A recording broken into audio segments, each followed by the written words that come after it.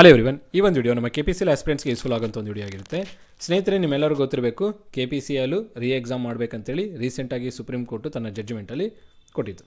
ಯಾಕಂದರೆ ಹೈಕೋರ್ಟಲ್ಲಿ ರಿವ್ಯೂ ಪಿಟಿಷನು ಮತ್ತು final judgment ಎರಡೂ ಕ್ಲಿಯರ್ ಆಗಿದೆ. ಆಸ್ಪಿರೆಂಟ್ಸ್ ಅವೆರಡು ಸ್ಯಾಟಿಸ್ಫ್ಯಾಕ್ಷನ್ ಆಗದೇ ಇರೋ ಕಾರಣದ ಸುಪ್ರೀಂ ಕೋರ್ಟಿಗೆ ಅಪ್ರೋಚ್ ಆಗಿದ್ದರು. ಸುಪ್ರೀಂ ಕೋರ್ಟಲ್ಲಿ ಫೈಲ್ ಮಾಡಿದಾಗ ಮೊದಲನೇ ಜಡ್ಜ್ಮೆಂಟಲ್ಲಿ ಏನು ಬಂತು, ಎಕ್ಸಾಮ್ ಮಾಡಿ ಅಂತ ಹೇಳಿದ್ರು. ಸೊ ಈಗ ಮತ್ತೆ ಆಸ್ಪಿರೆಂಟ್ಸು ಅದು ಸ್ಯಾಟಿಸ್ಫ್ಯಾಕ್ಷನ್ ಆಗದೇ ಇರೋ ಕಾರಣದಿಂದ, ಆಸ್ಪಿರೆಂಟ್ಸ್ ಅಂದರೆ ಯಾರು ಇಲ್ಲಿ ಸೆಲೆಕ್ಟೆಡ್ ಆಗಿರುವಂಥವ್ರು ಅಂತ ಇಟ್ಕೊಳ್ಬೋದು. ಸೊ ಅವರು ಅದನ್ನು ಸ್ಯಾಟಿಸ್ಫ್ಯಾಕ್ಷನ್ ಆಗದೇ ಇರೋ ಕಾರಣದ ಮತ್ತೆ ಏನು ಮಾಡಿದ್ರು, ರಿವ್ಯೂ ಪಿಟಿಷನ್ನ ಅಪ್ಲೈ ಮಾಡಿದರು. ಸೊ ಇದ್ರ ಬಗ್ಗೆ ನಾನು ಪ್ರೀವಿಯಸ್ಸಾಗಿ ಅಪ್ಲೋಡ್ ಮಾಡಿರೋಂಥ ವೀಡಿಯೋದಲ್ಲಿ ನಿಮಗೆ ಹೇಳಿದ್ದೆ. ಈಗ ಈ ವಿಡಿಯೋದಲ್ಲಿ ನಾನು ಏನು ಹೇಳ್ತಾ ಇದ್ದೀನಿ, ಏನು ಹೇಳಬೇಕಂತ ಅಂದ್ಕೊಂಡಿದ್ದೀನಿ ಅಂದರೆ, ಮತ್ತೆ ಆಸ್ಪಿರೆಂಟ್ಸ್ ಏನು ಮಾಡಿದ್ದಾರೆ, ರಿವ್ಯೂ ಪಿಟಿಷನ್ನ ಫೈಲ್ ಮಾಡಿದ್ದಾರೆ. ಇದು ಎರಡನೇ ರಿವ್ಯೂ ಪಿಟಿಷನ್ ಆಗಿರುತ್ತೆ. ಸೊ ಸಾಕಷ್ಟು ಜನ ವೆಯ್ಟ್ ಮಾಡ್ತಾ ಇದ್ದಾರೆ ಎಕ್ಸಾಮ್ ಯಾವಾಗ ಆಗುತ್ತೆ ಅಂತಂತೇಳಿ. ಯಾಕಂದರೆ ಸುಪ್ರೀಂ ಕೋರ್ಟ್ ಕೊಟ್ಟಿರೋ ಡೈರೆಕ್ಷನ್ ಮೇಲೆ ಭಾಳಷ್ಟು ಜನ ಆಸ್ಪಿರೆಂಟ್ಸ್ ನಂಬಿದ್ದಾರೆ. ಏನು ಸುಪ್ರೀಂ ಕೋರ್ಟ್ ಕೊಟ್ಟಿದ್ದಾರೆ, ಸೊ ಅದೇ ಫೈನಲ್ ಅಥಾರಿಟಿ ಇರೋದು, ಏಪೆಕ್ಸ್ ಕೋರ್ಟು ಅದೇ ಆಗಿರೋ ಕಾರಣದ ಅದರ ಜಡ್ಜ್ಮೆಂಟ್ನ ಕಂಪಲ್ಸರಿ ಫಾಲೋ ಮಾಡಲೇಬೇಕು ಯಾವುದೇ ಒಂದು ಅಥಾರಿಟಿ ಆಗಿದ್ದರೆ ಅಂತೇಳಿ ನಮ್ಮೆಲ್ಲರೂ ಗೊತ್ತಿರೋಂಥದ್ದು. ಯಾಕಂದರೆ ಕಾನ್ಸ್ಟಿಟ್ಯೂಷನಲ್ ಅಥಾರಿಟಿ ಅದು. ಸೊ ಈಗ ಅದೇ ಜಡ್ಜ್ಮೆಂಟ್ನ ಚಾಲೆಂಜ್ ಮಾಡಿದ್ದಾರೆ ನಮ್ಮ ಸೆಲೆಕ್ಟೆಡ್ ಆಸ್ಪಿರೆಂಟ್ಸ್. ಇದರಲ್ಲಿ ತಪ್ಪೇನಿಲ್ಲ, ಯಾಕಂದರೆ ಅವರ ಡಿಫೆಂಡಿಂಗ್ ಇದೆ, ಅವ್ರದ್ದು ಒಂದು ರೈಟ್ ಇದೆ ಡಿಫೆಂಡ್ ಮಾಡುವಂಥದ್ದು. ಹಾಗಾಗಿ ಡಿಫೆಂಡ್ ಮಾಡಿದ್ದಾರೆ. ಅದನ್ನು ನೋಡೋಣ ಮುಂದಿನ ದಿನಗಳಲ್ಲಿ ಏನು ಇದರ ಡೆವಲಪ್ಮೆಂಟ್ಸ್ ಆಗುತ್ತೆ ಅಂತಂತೇಳಿ. ಪ್ರತಿಯೊಂದು ಅಪ್ಡೇಟ್ನ ನಾನು ಯೂಟ್ಯೂಬ್ ಚಾನಲಲ್ಲಿ ಅಪ್ಲೋಡ್ ಮಾಡ್ತಾ ಇರ್ತೀನಿ. ಸೊ ಯಾರೆಲ್ಲ ಇನ್ನೂ ಚಾನಲ್ಗೆ ಸಬ್ಸ್ಕ್ರೈಬ್ ಆಗಿಲ್ಲ, ಸಬ್ಸ್ಕ್ರೈಬ್ ಆಗ್ತಾ ಹೋಗಿ. ಈ ವಿಡಿಯೋ ನಿಮಗೆ ಇಷ್ಟ ಆದರೆ ಲೈಕ್ ಮಾಡಿ. ಚಾನಲ್ಗೆ ಏನಾದರೂ ಚಾನಲ್ಗೆ ಇನ್ನೂ ಸಬ್ಸ್ಕ್ರೈಬ್ ಆಗದೇ ಇದ್ದರೆ ಸಬ್ಸ್ಕ್ರೈಬ್ ಮಾಡಿ. ಏನಾದರೂ ಈ ವಿಡಿಯೋದಲ್ಲಿ ನಿಮ್ಗೆ ಏನಾದರೂ ಕೇಳಬೇಕನ್ನಿಸ್ತು, ಅಥವಾ ಈ ವಿಡಿಯೋದಲ್ಲಿ ನಾನು ಹೇಳಿರೋಂಥದ್ದು ಏನಾದರೂ ನಿಮಗೆ ನಿಮ್ಮ ಒಪಿನಿಯನ್ ಕೊಡಬೇಕನ್ನಿಸ್ತು, ಅಥವಾ ಏನಾದರೂ ಕೇಳಬೇಕನ್ನಿಸ್ತು ಅಂದರೆ ಜಸ್ಟ್ ಕಮೆಂಟ್ ಬಾಕ್ಸಲ್ಲಿ ಒಂದು ಮೆಸೇಜ್ನ ಡ್ರಾಪ್ ಮಾಡಿ, ಅದನ್ನು ನೋಡ್ಕೊಂಡು ನಾನು ನಿಮಗೆ ರಿಪ್ಲೈ ಮಾಡ್ತೀನಿ. ಸೊ ನೋಡೋಣ ಇದು ಎಕ್ಸಾಮ್ ಆಗುತ್ತಾ ಇಲ್ಲ, ಅಥವಾ ಎಕ್ಸಾಮ್ ಆಗದೇ ಇದ್ದರೆ ಆಗುತ್ತೆ ಅನ್ನೋದಿತ್ತಂದರೆ ಯಾವಾಗ ಆಗ್ಬೋದು, ಇನ್ ಕೇಸ್ ಆಗಲ್ಲ ಅನ್ನೋದಿತ್ತಂದರೆ ಏನು ನಡೆಯುತ್ತೆ ಅನ್ನೋದನ್ನು ಮುಂದೆ ನೋಡೋಣ. ಸೊ ಈಗ ನಾನು ಈ ವಿಡಿಯೋದಲ್ಲಿ ನಿಮ್ಗೆ ಏನು ಹೇಳಬೇಕಂತ ಅಂದ್ಕೊಂಡಿದ್ದೀನಿ, ಎರಡನೇ ರಿವ್ಯೂ ಪಿಟಿಷನ್ ಬಗ್ಗೆ ಹೇಳಬೇಕಂತ ಅಂದ್ಕೊಂಡಿದ್ದೀನಿ. ಸೊ ಮೊದಲನೇದಾಗಿ ರಿವ್ಯೂ ಪಿಟಿಷನ್ ಅಪ್ಲೈ ಮಾಡಿದ್ರು 17ನೇ ತಾರೀಕು 10ನೇ ತಿಂಗಳು, ಅಂದರೆ ಇದೇ ತಿಂಗಳು. ಈಗ ಅಂದರೆ 24 ಅಲ್ವಾ, ಇದು ಹಿಂದಿನ ದಿನ ಅಂದರೆ ನಿನ್ನೆ 23ನೇ ತಾರೀಕು ಎರಡನೇ ರಿವ್ಯೂ ಪಿಟಿಷನ್ ಅಪ್ಲೈ ಮಾಡಿದ್ದಾರೆ. ಸೊ ಇದು ಏನು ಅಂತ ಹೇಳಿ ಇಲ್ಲಿ ನೋಡ್ಕೊಂಡು ಹೋಗೋಣ. ಸೊ ಇದು ನಮ್ಮ ಸುಪ್ರೀಂ ಕೋರ್ಟಿನ ಒಂದು ಅಫಿಷಿಯಲ್ ವೆಬ್ಸೈಟು. ಆ ಅಫಿಷಿಯಲ್ ವೆಬ್ಸೈಟಲ್ಲಿ ನಾನು ಪ್ರೀವಿಯಸ್ ಆಗಿ ತೋರಿಸಿದ್ದೆ. ಇಲ್ಲಿ ಸರ್ವಿಸಸಲ್ಲಿ ಹೋಗಿ ಕೇಸ್ ಸ್ಟೇಟಸ್ನ ಅದ್ಮೇಲೆ ಕ್ಲಿಕ್ ಮಾಡಿದ್ರೆ ನಿಮ್ಗೆ ಈ ಒಂದು ಪೇಜ್ ಓಪನ್ ಆಗುತ್ತೆ. ಆ ಪೇಜಲ್ಲಿ ಪಾರ್ಟಿ ನೇಮ್ನ ಚೂಸ್ ಮಾಡಿ ಇಲ್ಲಿ ರೆಸ್ಪಾಂಡೆಂಟ್ ಯಾರಾಗಿದ್ದಾರೆ, KPCL ಅವರು ಆಗಿರಬೇಕು. ಸೊ ಅಲ್ಲಿ ಕೆಳಗಡೆ 2025 ಕೊಡಿ. ಅದರ ಕೆಳಗಡೆ ಕೇಸ್ ಏನಾಗಿದೆ ಇನ್ನೂ ಪೆಂಡಿಂಗಲ್ಲಿದೆ ಅಂತ ಮೆನ್ಷನ್ ಮಾಡಿ. ಮೆನ್ಷನ್ ಮಾಡಿದ ನಂತರ ಕೆಳಗಡೆ ಕೊಟ್ಟಿರುವಂಥ ಪಜಲ್ನ ಸಾಲ್ವ್ ಮಾಡಿ. 1+1 ಎಷ್ಟಾಗುತ್ತೆ 2 ಇಲ್ಲ ಎಂಟ್ರಿ ಮಾಡಿಕೊಂಡ್ರೆ ಸರ್ಚ್ ಬಟನ್ ಕೊಟ್ಟರೆ ಅದ್ರ ಮೇಲೆ ಇರುವಂಥ ಕೇಸಸ್ ಎಲ್ಲ ಇಲ್ಲಿ ಬರುತ್ತೆ. ಸೊ ಇಲ್ಲಿ ನೀವು ನೋಡ್ತಾ ಇರ್ಬೋದು, ಇಲ್ಲಿ ನಿಮಗೆ ಮೊದಲನೇದಾಗಿ ಡೈರಿ ನಂಬರು, ಎರಡನೇದು ಕೇಸ್ ನಂಬರು, ಮೂರನೇದು CNR ನಂಬರ್ ಅಂತ ಮೆನ್ಷನ್ ಮಾಡಿದ್ದಾರೆ. ಸೊ ಇಲ್ಲಿ ನೋಡಿ 6 ಕೇಸ್ ನಂಬರ್ ಇದಿದೆ. ಇದು ಯಾವಾಗ ಫೈಲ್ ಆಗಿದೆ, ಇಲ್ಲಿ 23/10/2025 ಅಂದರೆ ನಿನ್ನೆ ಫೈಲ್ ಆಗಿರುವಂಥ ಕೇಸ್. ಸೊ ನಿನ್ನೆ ಸಾಯಂಕಾಲ 6:59ಕ್ಕೆ ಕೇಸ್ನ ಫೈಲ್ ಮಾಡಿದೆ. ಏನಿದು ರಿವ್ಯೂ ಪಿಟಿಷನ್ ಸಿವಿಲ್ ನಂಬರ್. ಯಾರು ಫೈಲ್ ಮಾಡಿರೋರು ಇಲ್ಲಿ ನೋಡಿ, ಪಿಟಿಷನರ್ ಮಂಜುನಾಥ್, ವಾಟ್ಸ್ ಅಂತವ್ರು ಯಾರಿದ್ದಾರೆ, ಯಾರು ಅಗೇನೆಸ್ಟಾಗಿ ಫೈಲ್ ಮಾಡಿದ್ದಾರೆ ಅಂತಲೂ ಇಲ್ಲಿ ಡೀಟೇಲ್ಸ್ನ ಕೊಟ್ಟಿದ್ದಾರೆ. ಇನ್ನು ಉಳಿಕಿದ್ದು ಏನೂ ಡೀಟೇಲ್ಸ್ ಕೊಟ್ಟಿಲ್ಲ, ಕೇಸ್ ಸ್ಟೇಟಸ್ ಏನು, ಕ್ಯಾಟಗರಿ ಏನೇ ಮೆನ್ಷನ್ ಮಾಡಿಲ್ಲ. ಸೊ ಇದನ್ನು ನೋಡೋಣ ಮುಂದಿನ ದಿನಗಳಲ್ಲಿ ಏನಾಗುತ್ತೆ ಅಂತೇಳಿ. ಸೊ ಇದೇ ರೀತಿಯಲ್ಲಿ ಪ್ರೀವಿಯಸ್ ಆಗು ನಾನು ನಿಮಗೆ ತೋರಿಸ್ಕೊಟ್ಟಿದ್ದೆ. ಸೊ ಇದೇ ರೀತಿಯಲ್ಲಿ ಪ್ರೀವಿಯಸ್ ಆಗು ನಾನು ನಿಮ್ಗೆ ತೋರಿಸಿದ್ದೆ. ನೋಡಿ ಇಲ್ಲಿ ಮೊದಲನೇದಾಗಿ ವೀರೇಶ್ ಅನ್ನೋರು ಇದ್ದಾರೆ. ಇವರು ಇದಕ್ಕಿಂತ ಮುಂಚೆನೇ ಫೈಲ್ ಮಾಡಿರೋದು. ನೋಡ್ತಾ ಇರ್ಬೋದು 606182, ಇದು 61128. ಸೊ ಇದು 17ನೇ ತಾರೀಕು ಫೈಲ್ ಮಾಡಿದಂಥದ್ದು, ಇದು 23ನೇ ತಾರೀಕು ಫೈಲ್ ಮಾಡಿರೋಂಥದ್ದು. ಸೊ ನೀವು ಇಲ್ಲಿ ಕೊಟ್ಟರೆ ವ್ಯೂ ಮಾಡ್ಬೋದು ಅದನ್ನು. ಸೊ ನಾನು ನಿಮಗೇನು ಸಲನೇ ತೋರಿಸಿದ್ದೇನೋ, ಹಾಗಾಗಿ ಇನ್ನೊಂದು ಸಲ ತೋರ್ಸೋಕೆ ಹೋಗಲ್ಲ. ಸೊ ಇಲ್ಲಿ 2 ರಿವ್ಯೂ ಪಿಟಿಷನ್ ಅಪ್ಲೈ ಆಗಿದೆ ಅಂತ ನಿಮ್ಗೆ ಗೊತ್ತಾಗ್ತಿರಬೇಕು. ಸೊ ನೋಡೋಣ ಮುಂದಿನ ದಿನಗಳಲ್ಲಿ ಸುಪ್ರೀಂ ಕೋರ್ಟ್ ಇದಕ್ಕೆ ಏನು ಡಿಸಿಷನ್ನ ಕೊಡುತ್ತೆ ಅಂತೇಳಿ. ಸೊ ಇಲ್ಲಿ ನೋಡಿ, ಯಾರು ಸೆಲೆಕ್ಷನ್ ಆಗದೇ ಇರೋರು, ಸೆಲೆಕ್ಟ್ ಆಗಿರೋರು, ನಿಮ್ಮ ಒಪಿನಿಯನ್ ನೀವು ಕೊಡಿ. ಬಟ್ ನೀವು ಕೊಡೋ ಒಪಿನಿಯನು ಫೈನಲ್ ಅಥಾರಿಟಿ ಅಲ್ಲ. ಯಾಕಂದರೆ ನಾವು ಜಸ್ಟ್ ಸಿಟಿಸನ್ಸ್ ಆಫ್ ಇಂಡಿಯಾ ಆಗಿರ್ತೀವಿ. ಸೊ ಸುಪ್ರೀಂ ಕೋರ್ಟಲ್ಲಿರೋ ಕಾರಣದ ಸುಪ್ರೀಂ ಕೋರ್ಟಲ್ಲಿರೋಂಥ ಜಡ್ಜಸ್ ಕೊಡುವಂಥ ಒಪಿನಿಯನ್ನೇ ನಮಗೆ ಫೈನಲ್ ಡಿಸಿಷನ್ ಆಗಿರುತ್ತೆ. ಸೊ ನೋಡೋಣ ಅವ್ರು ಏನು ಕೊಡ್ತಾರೆ ಅಂತೇಳಿ. ಸೊ ಯಾರು ಯಾವುದೇ ಕಮೆಂಟ್ ಮಾಡಿಬಿಟ್ಟು ಒಬ್ಬರನ್ನೊಬ್ಬರು ಬೇಜಾರು ಮಾಡ್ಕೊಳಕ್ಕೆ ಹೋಗ್ಬಿಡಿ. ಯಾವುದೇ ಡಿಸಿಷನ್ ಬಂತಂದರೂ ಎರಡನ್ನೂ ಆ್ಯಕ್ಸೆಪ್ಟ್ ಮಾಡಿ. ಐದರ್ ಫೈನಲ್ ಇದು ಏನೋ ಅಪಾಯಿಂಟ್ಮೆಂಟ್ ಲೆಟ್ರ್ ಕೊಡಿ ಅಂದರು ಅದು ಹ್ಯಾಪಿ ನ್ಯೂಸೇ ಆಗುತ್ತೆ. ಇಲ್ಲ ಎಕ್ಸಾಮ್ ಮಾಡಿ ಅಂದರೂ ಅದು ಇನ್ನೊಂದು ಅಪಾರ್ಚುನಿಟಿ ಬಂದಿದೆ ಅಂತ ಕನ್ಸಿಡರ್ ಮಾಡಿ ಹ್ಯಾಪಿಯಾಗಿ ಎಕ್ಸಾಮ್ನ ಬರೀರಿ. ಸೊ ಯಾವುದೇ ಬಂದ್ರೂ ಪಾಸಿಟಿವ್ ಆಗಿ ತೊಗೊಳ್ಳಿ, ನೆಗೆಟಿವ್ ಆಗಿ ತೊಗೊಳ್ಕೊಬೇಡಿ. ಸೊ ಇಲ್ಲಿ ನಾನು ಹೇಳಬೇಕಾಗಿರೋದು, ಇದು ವಿಡಿಯೋ ಮಾಡಬೇಕಾಗಿರೋದು, ರಿವ್ಯೂ ಪಿಟಿಷನ್ ಆಗ್ತಾ ಇದೆ, ಕೇಸ್ ನಡೀತಾ ಇದೆ ಅಂತ ಹೇಳೋದು ಏನಕ್ಕೆ ಕೇಳ್ತಾ ಇದ್ದೀನಿ ಅಂದರೆ, ನೋಡಿ ಫ್ರೆಂಡ್ಸ್, ಭಾಳಷ್ಟು ಜನ ನನಗೆ ಕೇಳ್ತಾ ಇದ್ದೀರಾ ಕೋರ್ಸಿನ ಬಗ್ಗೆ, ಮುಖ್ಯವಾಗಿ ನೀವು ಕೇಳ್ತಾ ಇರೋದು. ಸೊ ಕೋರ್ಸಿನ ಬಗ್ಗೆ ಅಂತ ಬಂದರೆ ನಾನು ನಿಮಗೆ ಮುಂಚೆನೇ ಹೇಳಿದ್ದೀನಿ, ಕೋರ್ಟಲ್ಲಿರುವಂಥ ಕೇಸಸ್ಸು ಡಿಸ್ಪೋಸ್ ಆಗೋ ತನಕ, ಯಾಕಂದರೆ ಅದ್ರ ಸ್ಟೇಟಸ್ ಗೊತ್ತಾಗ್ಬಿಡುತ್ತೆ ಡಿಸ್ಪೋಸ್ ಆಗಿದೆ ಅಂತಂದರೆ, ಆಗ ನೀವು ಈ ಕೋರ್ಸ್ ಜಾಯಿನ್ ಆಗಬೇಕು ಅಂತ ಡಿಸೈಡ್ ಮಾಡಿ. ಅದು ಬಿಟ್ಟು ಕೋರ್ಸ್ನ ಯೋಚನೆ ಮಾಡೋದು ಬಿಟ್ಟು ಜಸ್ಟ್ ಸೆಲ್ಫಾಗಿ ಪ್ರಿಪೇರ್ ಆಗ್ತಾ ಹೋಗಿ. ಆ ಒಂದು ಕಾರಣದಿಂದ ನಿಮ್ಗೆ ಈ ಅಪ್ಡೇಟ್ಸ್ನ ಕೊಡ್ತಾ ಹೋಗ್ತಿದ್ದೀನಿ. ಸೊ ಯಾಕಂದರೆ ನಿಮ್ಮ ಪ್ರಿಪ್ರೇಷನ್ ನೀವು ಚಾಲಿತಿಯಲ್ಲಿರಬೇಕು. ನಿಮ್ಮ ಪ್ರಿಪ್ರೇಷನ್ ನೀವು ಮಾಡ್ಕೊಳ್ತಾ ಹೋಗಿ, ನಿಮ್ದೇನು ಎಫರ್ಟ್ಸ್ ಇದೆ ನೀವು ಕೊಟ್ಕೊಳ್ತಾ ಹೋಗಿ. ಎಕ್ಸಾಮ್ ಆಗಲಿ ಆಗದೇ ಇರಲಿ, ಆಯಿತು ಪ್ರಿಪೇರ್ ಆಗ್ತಾ ಇರ್ತೀರ, ಅಟೆಂಡ್ ಮಾಡ್ತೀರಾ, ಆಗಲಿಲ್ಲ ಇನ್ನೂ ಬೇರೆ ನೋಟಿಫಿಕೇಷನ್ಸ್ ಬರುತ್ತೆ, ಅವಕ್ಕೆ ಅಪ್ಲೈ ಮಾಡಿ. ಸೊ KPCL ಕಡೆಯಿಂದನೇ ಇನ್ನೂ ಒಂದು ನೋಟಿಫಿಕೇಷನ್ ಬರಬೇಕು. ಇನ್ನೊಂದೇನೆಂದರೆ ಈ ನೋಟಿಫಿಕೇಷನಲ್ಲಿ ಏನು ಎಕ್ಸ್ಟ್ರಾ ವೇಕೆನ್ಸೀಸ್ ಆ್ಯಡ್ ಮಾಡ್ತಿದ್ರಲ್ಲ, ಇನ್ ಕೇಸ್ ಆ ವೇಕೆನ್ಸೀಸ್ ಆ್ಯಡ್ ಮಾಡಿದ್ರೆ ನಿಮಗೆ ಎಕ್ಸ್ಟ್ರಾ ಇನ್ನೊಂದು ನೋಟಿಫಿಕೇಷನ್ ಬರಲ್ಲ.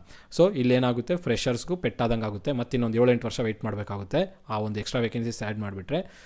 ಸೊ KPCL ಅದಕ್ಕೊಂದು ಪಾಪ ಸೊಲ್ಯೂಷನ್ನ ಫೈಂಡ್ ಔಟ್ ಮಾಡಬೇಕು. ಇಲ್ಲಿರೋರ್ಗೂ ಅಪಾಯಿಂಟ್ಮೆಂಟ್ ಲೆಟರ್ ಕೊಡಬೇಕು, ಹೊಸಬ್ರಿಗೂ ಇದು ಮಾಡ್ದಂಗೆ ಅಂದರೆ ಅನ್ಯಾಯ ಆಗ್ದಂಗೆ ನೋಡ್ಕೊಳ್ಬೇಕು ಅವರು. ಯಾಕಂದರೆ ಈಗಾಗಲೇ 7-8 ವರ್ಷ ತಳ್ಳಿದ್ದಾರೆ, ಮತ್ತು ಇನ್ನೊಂದು 7-8 ವರ್ಷ ಅಂತಂದರೆ ಫ್ರೆಷರ್ಸ್ ಬರೋಂಥವ್ರಿಗೆ ಜಾಬ್ ಅಪಾರ್ಚುನಿಟೀಸೇ ಇಲ್ದಂಗೆ ಆಗುತ್ತೆ. ಸೊ ಆದಷ್ಟು ಬೇಗನೆ ಈ ಒಂದು ನೋಟಿಫಿಕೇಷನ್ನ ಕ್ಲಿಯರ್ ಮಾಡಿ ಫ್ರೆಷರ್ಸ್ಗೂ ಅನುಕೂಲ ಆಗಂಗೆ ಮಾಡಿಕೊಡ್ಬೇಕು. ಹಾಗೂ ಈ ನೋಟಿಫಿಕೇಷನಲ್ಲಿ ಕೂಡ ಇನ್ ಕೇಸ್ ಏನಾದರೂ ಇದು ಅಪಾಯಿಂಟ್ಮೆಂಟ್ ಲೆಟರ್ಸ್ ಕೊಡಿ ಅಂತ ಬಂತಂತಂದರೆ ಇನ್ನು ಯಾರು ಮಿಸ್ ಆಗಿದ್ದಾರೆ ಅವ್ರಿಗೂ ಒಂದು ಅವಕಾಶ ಮಾಡಿಕೊಡ್ಬೇಕಂದ್ರೆ ಇನ್ನೊಂದು ನೋಟಿಫಿಕೇಷನ್ ಬಿಟ್ಟರೆ ಅವ್ರಿಗೆ ಇನ್ನೊಂದು ಅವಕಾಶ ಸಿಕ್ಕಂಗೆ ಆಗುತ್ತೆ. ಸೊ ನೋಡೋಣ, ಅದೆಲ್ಲ ಮುಂದಿನ ದಿನಗಳಲ್ಲಿ ಫ್ಯೂಚರ್ದು, ಅದು ಇವಾಗ ಯೋಚನೆ ಮಾಡೋದು ಬೇಡ, ಇದು ಮಾತಾಡೋದು ಬೇಡ. ಸೊ ಇದು ಕೇಸ್ ಯಾವಾಗ ಬಗೆಹರಿಬೋದು? ಭಾಳಷ್ಟು ಜನ ಕೇಳ್ತಿರೋದಂದರೆ, ಸರ್ ರಿವ್ಯೂ ಪಿಟಿಷನ್ ಏನೋ ಹಾಕ್ತಾ ಇದ್ದಾರೆ, 2 ಕೇಸಲ್ಲ, ಇನ್ನೂ 200 ಕೇಸ್ ಹಾಕಲಿ, 2000 ಕೇಸ್ ಹಾಕಲಿ, ಅದು ನಮ್ಮ ಪ್ರಶ್ನೆ ಅಲ್ಲ. ಯಾಕಂದರೆ ಕೇಸ್ ಫೈಲ್ ಅವ್ರು ಮಾಡ್ತಾ ಇರ್ತಾರೆ, ಆ ಕಡೆ ಅವ್ರು ಏನು ಜಡ್ಜ್ಮೆಂಟ್ ಕೊಡಬೇಕು ಒಟ್ಟಿಗೆ ಕೊಡ್ತಾರೆ. ಸೊ ಯಾರ್ಯಾರು ಏನೇನು ಕೇಸ್ ಫೈಲ್ ಮಾಡಬೇಕು ಕೇಸ್ ಫೈಲ್ ಮಾಡ್ಕೊಳ್ಳಿ. ಇಲ್ಲಿ ನೆಗೆಟಿವ್ ಕೇಸ್ ಇರ್ಬೋದು, ಕೆಲವರು ಪಾಸಿಟಿವ್ ಕೇಸ್ ಇರ್ಬೋದು, ಇಲ್ಲ ಎರಡೂ ಕಾಮನ್ ಆಗಿರೋರು ಕೊಡಿ ಅಂತ ಕೇಳ್ಬೋದು, ಇಲ್ಲ ಎಕ್ಸಾಮ್ ಮಾಡಿ ಅಂತ ಕೇಳ್ಬೋದು, ಇಲ್ಲ ನೋಟಿಫಿಕೇಷನ್ ಕ್ಯಾನ್ಸಲೇ ಮಾಡಿ ಅಂತಲೂ ಕೇಳ್ಬೋದು. ಸೊ ಅವ್ರವ್ರ ಒಪಿನಿಯನ್, ಅವ್ರವ್ರು ಏನೇನು ಮಾಡ್ಬೇಕಂತಿದ್ದಾರೆ ಅವ್ರವ್ರು ಮಾಡ್ತಾಯಿದ್ದಾರೆ. ಬಟ್ ಇಲ್ಲಿ ಯಾರು ಏನು ಮಾಡಬೇಕಂದ್ರೆ ಪ್ರಿಪ್ರೇಷನ್ ಕಾಮನಾಗಿ ಮಾಡಿ. ಯಾರು ಏನೇ ಮಾಡಿದ್ರು ಪ್ರತಿಯೊಬ್ಬರು ಪ್ರಿಪ್ರೇಷನ್ನ ಮಾಡಿ. ಇನ್ ಕೇಸ್ ಎಕ್ಸಾಮ್ ಆಯಿತು ಅಂದರೆ ಯಾರಿದು ಆಗುತ್ತೆ, ಬಂದುಬಿಡುತ್ತೆ, ನಮಗೆ ಅಪಾಯಿಂಟ್ಮೆಂಟ್ ಲೆಟರ್ ಬರುತ್ತೆ, ಪಾಸಿಟಿವ್ ಕೇಸೇ ಬರುತ್ತೆ ಅಂತ ಅಂದ್ಕೊಂಡು ಕೂತಿದ್ರೆ ಅವ್ರಿಗೆಲ್ಲ ಮೋಸ ಆಗೋಗುತ್ತೆ. ಸೊ ನಿಮ್ಮ ಡ್ಯೂಟಿ ಏನು, ನೀವು ಪ್ರಿಪರೇಷನ್ ಆಗಬೇಕು. ಇದು ಕಾಮನ್ ಥಿಂಗ್. ಇದು ಕೋರ್ಟಲ್ಲಿ ಇರಲಿ ಬಿಡಲಿ, ಡಿಸ್ಪೋಸ್ ಆಗಲಿ ಆಗದೆ ಹೋಗಲಿ, ನೀವು ಮಾಡಬೇಕಾಗಿದ್ದೇನು ಎವ್ರಿ ಡೇ ಪ್ರಿಪರೇಷನ್ ಮಾಡಲೇಬೇಕು. ಹೇಳ್ತಾ ಇದ್ದೀನಿ, ಪದೇ ಹೇಳ್ತಾ ಇದ್ದೀನಿ. ನಾಳೆ ಏನಾದರೂ ನಿಮಗೆ ಎಕ್ಸಾಮ್ ಮಾಡಿ ಅಂತ ಬಂತು ಅಂದರೆ ಪೆಟ್ಟು ಬಿಡಬಾರ್ದು ನಿಮಗೆ. ಸೊ ನಿಮ್ಗೇನು ಮಾಡಿರಬೇಕು, ನೀವು ಪ್ರಿಪ್ರೇಷನ್ ಮಾಡ್ಕೊಂಡಿರಬೇಕು, ಎಕ್ಸಾಮ್ ಕೊಡೋದಕ್ಕೆ ರೆಡಿ ಆಗಿರಬೇಕು ನೀವು. ಓಕೆ, ಸೊ ಇದು ಕೋರ್ಟಲ್ಲಿರೋಂಥ ಕೇಸ್ ಯಾವಾಗ ಕ್ಲಿಯರ್ ಆಗ್ಬೋದು ಅನ್ನೋದನ್ನು ನೀವು ನನಗೆ ಕೇಳ್ತಾ ಇದ್ರಿ, ಕಾಮನ್ ಪ್ರಶ್ನೆ ಇದು. ಸೊ ಏನಂದರೆ ಈಗ ನೋಡಿ, ಕೇಸ್ ಈ ತಿಂಗಳಲ್ಲಿ ಫೈಲ್ ಮಾಡಿದ್ರು, ಇಲ್ಲಿಂದ ಇನ್ನೊಂದು 2 ತಿಂಗಳಂತ ಇಟ್ಕೊಳ್ಳಿ, ಡಿಸೆಂಬರ್ ಎಂಡಿಗೆ ಅಥವಾ ಜನವರಿ ಒಳಗಡೆ ಈ ಕೇಸ್ ಏನನ್ನೋದು ನಿಮಗೆ ಗೊತ್ತಾಗುತ್ತೆ. ಅಂದರೆ ಸ್ಟೇಟಸ್ ಏನಾಗ್ತಿದೆ, ಅದರ ಡೆವಲಪ್ಮೆಂಟ್ ಏನು ನಡೀತಿದೆ ಅಂತೇಳಿ. ಇನ್ ಕೇಸ್ ಎಲ್ಲ ಹಿಯರಿಂಗ್ ಕಂಪ್ಲೀಟಾಗಿ ಡಿಸ್ಪೋಸ್ ಮಾಡಿದ್ರು ನಿಮಗೆ ಫೈನಲ್ ಸ್ಟೇಟಸ್ ಗೊತ್ತಾಗುತ್ತೆ. ಇಲ್ಲ ಇನ್ನೂ ಕೇಸ್ ನಡೀತಾನೆ ಇದೆ, 2-3 ಹಿಯರಿಂಗ್ ಆಗಿದೆ ಅಂತಂದರೂ ಅದರ ಸ್ಟೇಟಸ್ಸು ಅಟ್ಲೀಸ್ಟ್ ಒಂಚೂರು ಅದು ನೀವು ಅನಾಲಿಸಿಸ್ ಮಾಡ್ಬೋದು. ಸೊ ಅದನ್ನು ನಾನು ನಿಮಗೆ ಅಪ್ಡೇಟ್ ಮಾಡ್ತೀನಿ, ಏನು ಹಿಯರಿಂಗ್ ಆಗುತ್ತೆ ಅಂತ ನೋಡಿಕೊಂಡು. ಸೊ ಏನಂದರೆ ಇನ್ ಕೇಸ್ ಡಿಸೆಂಬರ್ವರೆಗೆ ಆಯ್ತಂದ್ರು, ಜನವರಿ ಫೆಬ್ರವರಿ ಅಂತ ತೊಗೊಂಡ್ರು, ನಿಮಗೆ ಎಕ್ಸಾಮ್ ಆದರೆ ಫೆಬ್ರವರಿ ತಿಂಗಳಲ್ಲಿ ಆಗಬೇಕು. ಇಲ್ಲ ಇನ್ ಕೇಸ್ ಎಕ್ಸಾಮ್ ಆದರೆ, ಇಲ್ಲ ಅಂದರೆ ಆಗಸ್ಟ್ ತಿಂಗಳಲ್ಲಿ ಹೊರಡೋ ಚಾನ್ಸಸ್ ಇರುತ್ತೆ. ಆಗ ಇನ್ ಕೇಸ್ ಎಕ್ಸಾಮ್ ಆಯಿತು ಅಂತಂದರೆ ಫೆಬ್ರವರಿಯಲ್ಲಿ ಆಗಿಲ್ಲ ಅಂದರೆ 100ಗೆ 100%, ಇಲ್ಲ 100ಗೆ 99% ತೊಗೊಳ್ಳಿ. ಯಾಕಂದರೆ ನಾನೇನು ದೇವರೆಲ್ಲ ಹೇಳಿರೋದೆಲ್ಲ ನಿಜ ಆಗೋದಕ್ಕೆ. ಸೊ 99% ಅಂತಲೇ ಇಟ್ಕೊಳ್ಳಿ, 99% ಆಗಸ್ಟ್ ತಿಂಗಳಲ್ಲಿ ಎಕ್ಸಾಮ್ ಆಗೋಗ್ಬೋದು ಎಕ್ಸಾಮ್ ಆಯಿತು ಅಂದರೆ. ಇನ್ ಕೇಸ್ ಅಪಾಯಿಂಟ್ಮೆಂಟ್ ಲೆಟ್ರ್ ಕೊಟ್ಬಿಡಿ ಅಂತ ಕೇಳಿದ್ರೆ, ಸೊ ಇವರು 2 ಸ್ಟೇಜಲ್ಲಿ ಮಾಡಬೇಕಾಗುತ್ತೆ. ಅಪಾಯಿಂಟ್ಮೆಂಟ್ ಲೆಟ್ರ್ 2 ಸ್ಟೇಜಲ್ಲಿ ಯಾಕೆ ಮಾಡಬೇಕಂದ್ರೆ, ಒಬ್ಬರಿಗೆ ಪಾಸಿಟಿವ್ ಲಿಸ್ಟಲ್ಲಿ ಕೊಟ್ಟರೆ ಇನ್ನೊಬ್ಬರಿಗೆ ನೆಗೆಟಿವ್ ಲಿಸ್ಟಲ್ಲಿ ಕೊಡಬೇಕಾಗುತ್ತೆ. ಸೊ 2 ಲಿಸ್ಟಲ್ಲಿ ಕಂಪಲ್ಸರಿ ಕೊಡಲೇಬೇಕಾಗುತ್ತೆ. ಬಟ್ ಇಲ್ಲಿ ಪ್ರಶ್ನೆ ಏನು ಬರುತ್ತಂದರೆ, ಇಬ್ಬರು ಕೊಟ್ಟರೆ 1:2, 1:3 ಇದ್ದಾರಲ್ಲ, ಅವರು ಪ್ರಶ್ನೆ ಮಾಡೋ ಸಾಧ್ಯತೆ ಇರ್ತವೆ. ಯಾಕಂದರೆ ಅವರು 1-2 ಮಾರ್ಕಿಂದ ಮಿಸ್ ಮಾಡ್ಕೊಂಡವರು. ಸರ್ ನಾನು ನೆಗೆಟಿವ್ ಕನ್ಸಿಡರ್ ಮಾಡಿ ಹಾಕಿದ್ದೀವಿ ಅಂತಂದರೆ ಅವ್ರಿಗೆ ಒಂದು 10-20 ಪ್ರಶ್ನೆ ಬಿಟ್ಟರು ಅವ್ರಿಗೆ ಲಾಸ್ ಆಗುತ್ತೆ. ಸೊ ಈ ಪಾಸಿಟಿವ್ ಲಿಸ್ಟಲ್ಲಿರೋರು ಅಷ್ಟೇ, 1:1 ಕೊಟ್ಟರೆ 1:2, 1:3 ಅವರು ಪ್ರಶ್ನೆ ಮಾಡ್ಬೋದು. ಯಾಕಂದರೆ ನಾವು ಪಾಸಿಟಿವ್ ಅಂತ ಕನ್ಸಿಡರ್ ಮಾಡಿ ಹಾಕಿದ್ವಿ, ನಮಗೆ ಇನ್ನೊಂದು 2-3 ಬಿಟ್ಟರೆ ಕ್ವಶನ್ ಇನ್ನೊಂದು 2-3 ಅಟೆಂಡ್ ಮಾಡಿದ್ರೆ ನಮಗೂ ಬರ್ತಿತ್ತೇನೋ ಅಂತ ಅವರು ಈ ಥರ ಒಬ್ಬೊಬ್ಬರು ಒಂದೊಂದು ಯೋಚನೆ ಮಾಡ್ತಾ ಹೋಗ್ತಾರೆ. ಹಾಗಾಗಿ ಇಲ್ಲಿ ಏನು ನಡೆಯುತ್ತೆ ಮುಂದೆ ಅನ್ನೋದು ಎಲ್ಲರಿಗೂ ಒಂದು ದೊಡ್ಡ ಪ್ರಶ್ನೆನೇ ಆಗಿದೆ. ಸೊ ನೋಡೋಣ. ಸೊ ಆಲ್ಮೋಸ್ಟ್ ನಿಮಗೆ ಇನ್ ಕೇಸ್ ಅಪಾಯಿಂಟ್ಮೆಂಟ್ ಲೆಟ್ರ್ ಕೊಡಿ ಅಂತಂದರೆ ಪಾಸಿಟಿವ್ ಲಿಸ್ಟಲ್ಲಿರೋರಿಗೂ ಕೊಡಬೇಕು, ನೆಗೆಟಿವ್ ಲಿಸ್ಟಲ್ಲಿರೋರಿಗೂ ಕೊಡಬೇಕಾಗುತ್ತೆ. ಇಬ್ಬರಿಗೂ ಕೊಟ್ಟರೆ ಎಕ್ಸ್ಟ್ರಾ ವೇಕೆನ್ಸೀಸ್ನ ಕ್ರಿಯೇಟ್ ಮಾಡಬೇಕಾಗುತ್ತೆ. ಸೊ ಎಕ್ಸ್ಟ್ರಾ ವೇಕೆನ್ಸಿ ಕ್ರಿಯೇಟ್ ಮಾಡಿದ್ರೆ ಮತ್ತೆ ಹೊಸ ನೋಟಿಫಿಕೇಷನ್ ಇರಲ್ಲ. ಸೊ ಭಾಳಷ್ಟು ಗೊಂದಲಗಳಲ್ಲಿ ಅಥವಾ ಭಾಳಷ್ಟು ಇದರಲ್ಲಿ KPCL ಅವರು ಸಿಗಾಕೊಂಡಿದ್ದಾರೆ.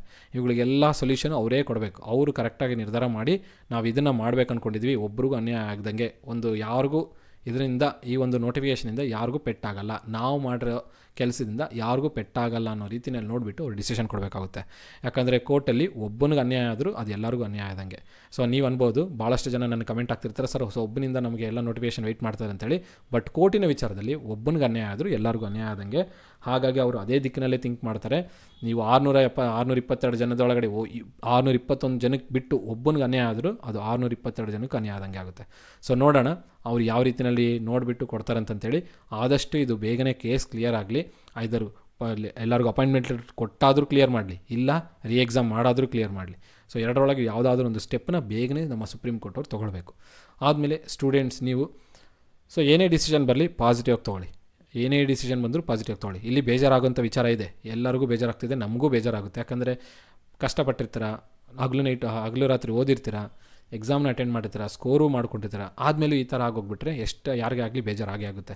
ಹಂತದಲ್ಲಿ ಕೊನೆಯ ಹಂತದಲ್ಲಿ ಬಂದು ಕೈ ಜಾರು ತಂದರೂ ಇಲ್ಲಿ ಸೆಲೆಕ್ಷನ್ ಆಗದೇ ಇರೋರಿಗೆ ಏನನ್ಸುತ್ತೋ ಗೊತ್ತಿಲ್ಲ, ಬಟ್ ಸೆಲೆಕ್ಟರ್ ಆಗಿರೋರಿಗೆ ಒಂಥರ ಬೇಜಾರೇ ಆಗುತ್ತೆ. ಬಟ್ ನೋಡೋಣ, ಇನ್ ಕೇಸ್ ನಿಮ್ಗೆ ಏನಾದರೂ ಅಪಾಯಿಂಟ್ಮೆಂಟ್ ಲೆಟ್ರ್ ಇಲ್ದಂಗೆ ಎಕ್ಸಾಮ್ ಕಂಡಕ್ಟ್ ಮಾಡಿದ್ರೆ ಯಾರು ಸೆಲೆಕ್ಟೆಡ್ ಆಗಿದ್ರೆ ಪ್ರಿಪೇರ್ ಆಗ್ತಾಯಿರಿ. ಸೊ ಯಾವುದೇ ಕಾರಣಕ್ಕೂ ನೆಗ್ಲಿಜೆನ್ಸ್ ಮಾಡ್ಕೊಳಕ್ಕೆ ಹೋಗಬೇಡಿ. ಇನ್ ಕೇಸ್ ಎಕ್ಸಾಮ್ ಮಾಡಿ ಅಂತ ಬಂತು ಅಂದರೆ ನೀವು ಪ್ರಿಪೇರ್ ಆಗ್ತಿರೋ ಕಾರಣದಿಂದ ನಿಮ್ಮದು ಹಾರ್ಡ್ ವರ್ಕು, ಪ್ರೀವಿಯಸ್ ಆಗಿ ಮಾಡಿರೋ ಹಾರ್ಡ್ ವರ್ಕ್ ಎರಡೂ ಸೇರ್ಕೊಂಡು ರಿಸಲ್ಟ್ ಬರುತ್ತೆ. ಸೊ ಪ್ರಿಪ್ರೇಷನ್ ಮಾಡ್ಕೊಳ್ಳಿ ಅಷ್ಟೇ. ಸೊ ಇನ್ ಕೇಸ್ ಎಕ್ಸಾಮ್ ಏನಾದರೂ ಆದರೆ ನಿಮ್ಗೆ ಯಾವ ತಿಂಗಳಲ್ಲಿ ಆಗ್ಬೋದು, ಫೆಬ್ರವರಿ ಇಲ್ಲ ಅಂತಂದರೆ ಆಗಸ್ಟ್ ತಿಂಗಳಲ್ಲಿ, ಇಷ್ಟರಲ್ಲೇ ಆಗೋ ಚಾನ್ಸಸ್ ಇರುತ್ತೆ. ಫೆಬ್ರವರಿ ಇಲ್ಲ ಆಗಸ್ಟ್, ಯಾಕಂದರೆ ಇನ್ ಬಿಟ್ವೀನಲ್ಲಿ ಮಾಡುವುದಕ್ಕೆ KPCಯಲ್ಲೂ KE ಅವರು ಬ್ಯುಸಿ ಇರ್ತಾರೆ, ಅವ್ರವ್ರದ್ದು ಶೆಡ್ಯೂಲ್ ಇರುತ್ತೆ. ಆ ಟೈಮಲ್ಲಿ ನಿಮಗೆ ಗೊತ್ತಿರಬೇಕು SSLC PUC NEET exam KSET ನಡೆಸ್ತಾರೆ, DCT ನಡೆಸ್ತಾರೆ. ನೀಟೇನು ಇವ್ರು ಮಾಡಲ್ಲ, ಬಟ್ ಉಳಿಕಿರೋದೆಲ್ಲ ನಮ್ಮ KEದವರೇ ಮಾಡೋ ಕಾರಣದಿಂದ ಅವ್ರು ಅದರಲ್ಲಿ ಶೆಡ್ಯೂಲಲ್ಲಿ ಬ್ಯುಸಿ ಆಗಿರ್ತಾರೆ. ಇದೆಲ್ಲರಿಗೂ ಕಾಮನಾಗಿ ಗೊತ್ತಿರೋಂಥ ವಿಚಾರ. ಹಾಗಾಗಿ ಆ ಒಂದು ಮಾರ್ಚಿಂದ ಹಿಡಿದು ಜೂನ್ ಜುಲೈವರೆಗೂ ಬ್ಯುಸಿ ಶೆಡ್ಯೂಲ್ ಇರೋ ಕಾರಣದಿಂದ KEದವ್ರು ಆ ಟೈಮಲ್ಲಿ ಎಕ್ಸಾಮ್ ಕಂಡಕ್ಟ್ ಮಾಡಲ್ಲ. ಮಾಡಿದ್ರೆ ಆಗಸ್ಟಿಂದ ಮಾಡಬೇಕು, ಇಲ್ಲಾಂದರೆ ಫೆಬ್ರವರಿ ಒಳಗೆ ಮಾಡಿ ಮುಗಿಸ್ಬೇಕಾಗುತ್ತೆ. ಫೆಬ್ರವರಿಯಲ್ಲಿ ಮಾಡುವ ಚಾನ್ಸಸ್ಸು ಭಾಳ ಕಮ್ಮಿ ಇದೆ ಅಂತ ಹೇಳಿದೆ. 90% ಚಾನ್ಸಸ್ಸು ಫೆಬ್ರವರಿಯಲ್ಲಿ ಮಾಡುವಂಥದ್ದು ಇರಲ್ಲ, 10% ಚಾನ್ಸ್ ಮಾತ್ರ ಇದೆ ಅಂತ ನಾನು ಅಂದ್ಕೊಂಡಿದ್ದೀನಿ. ಯಾಕಂದರೆ ಇನ್ನು ನಿಮ್ಗೆ ಎಷ್ಟು ತಿಂಗಳಿದೆ, ಇಲ್ಲಿಂದ ಅಕ್ಟೋಬರ್, ನವಂಬರ್, ಡಿಸೆಂಬರ್, ಜನವರಿ 3 ತಿಂಗಳಿರೋದು. ಸೊ ಈ 3 ತಿಂಗಳಲ್ಲಿ ಅವರು ಜಡ್ಜ್ಮೆಂಟ್ ಬರೋದಕ್ಕೆ ಒಂದು 2 ತಿಂಗಳು ತೊಗೊಳುತ್ತೆ, 1-1.5 ತಿಂಗಳು, 2 ತಿಂಗಳು ತೊಗೊಂಡ್ರೆ ಇನ್ನು 1 ತಿಂಗಳಲ್ಲಿ ಸಾಧ್ಯನೇ ಇಲ್ಲ ಅದು ಮಾಡೋದಕ್ಕೆ, ಭಾಳ ಕಮ್ಮಿ ಚಾನ್ಸು. ಇನ್ ಕೇಸ್ ಏನೋ ಮಾಡಿಬಿಟ್ರೆ ಅದು ಒಂದು ಆಪರ್ಚುನಿಟಿ ಅಂತ ಇಟ್ಕೊಳ್ಳಿ, ಬೇಗನೆ ಎಕ್ಸಾಮ್ ಆಗೋಗುತ್ತೆ ಅಂತ ಇಟ್ಕೊಳ್ಬೋದು. ಇನ್ ಕೇಸ್ ಇಲ್ಲ ಆಗಸ್ಟಿಗೆ ಮಾಡಿದ್ರೆ ಟೈಮ್ ಸಿಗುತ್ತೆ. ಇವೆಲ್ಲ ಇಲ್ಲ ಎಕ್ಸಾಮ್ ಎಲ್ಲ ಅಪಾಯಿಂಟ್ಮೆಂಟ್ ಲೆಟ್ರ್ ಕೊಡಿ ಅಂದರೆ ಮುಗಿದೇ ಹೋಯ್ತು, ಬೇಗನೆ ಕಂಪ್ಲೀಟ್ ಆಗೋಗುತ್ತೆ ನೋಟಿಫಿಕೇಷನ್, ಯಾವುದೇ ಥರದ ಗೊಂದಲ ಇಲ್ಲದಂಗೆ. ಸೊ ನಿಮಗೇನಾದರೂ ಇದ್ರ ಮೇಲೆ ಡೌಟ್ ಇತ್ತು ಅಂತಂದರೆ ಕಡೆ ಕಮೆಂಟ್ ಬಾಕ್ಸಲ್ಲಿ ಮೆನ್ಷನ್ ಮಾಡಿ, ಅದನ್ನು ನಾನು ನೋಡಿಕೊಂಡು ರಿಪ್ಲೈ ಕೊಡ್ತೀನಿ. ಸೊ ನೆಕ್ಸ್ಟಿನ ಅಪ್ಡೇಟು ಏನಿರುತ್ತೆ ಅದನ್ನು ನಾನು ನಿಮಗೆ ಮತ್ತೆ ಯೂಟ್ಯೂಬ್ ಚಾನಲ್ ಅಪ್ಲೋಡ್ ಮಾಡ್ಕೊತ ಹೋಗ್ತೀನಿ. ಸೊ ಯಾರೆಲ್ಲ ಈ ಒಂದು ಯೂಟ್ಯೂಬ್ ಚಾನಲ್ಗೆ ಸಬ್ಸ್ಕ್ರೈಬ್ ಆಗಿಲ್ಲ, ಸಬ್ಸ್ಕ್ರೈಬ್ ಮಾಡ್ಕೊಳ್ಳಿ. ಈ ವಿಡಿಯೋ ಇಷ್ಟ ಆದರೆ ಲೈಕ್ ಮಾಡಿ, ಚಾನಲ್ಗೆ ಸಬ್ಸ್ಕ್ರೈಬ್ ಮಾಡ್ಕೊಳ್ಳಿ. ಏನಾದರೂ ಕೇಳೋದಿತ್ತಂದರೆ ಕಮೆಂಟ್ ಬಾಕ್ಸಲ್ಲಿ ಮೆನ್ಷನ್ ಮಾಡಿ. ಸೊ ಆ ಕಮೆಂಟ್ನ ನೋಡಿಕೊಂಡು ನಾನು ನಿಮಗೆ ರಿಪ್ಲೈ ಮಾಡ್ತೀನಿ. ಸೊ ಇಷ್ಟೇ ಹೇಳ್ತಾ ಈ ಒಂದು ವಿಡಿಯೋನ ಏನು ಮಾಡ್ತೀನಿ. ಎಲ್ಲರಿಗೂ ಧನ್ಯವಾದಗಳು. Have A nice day.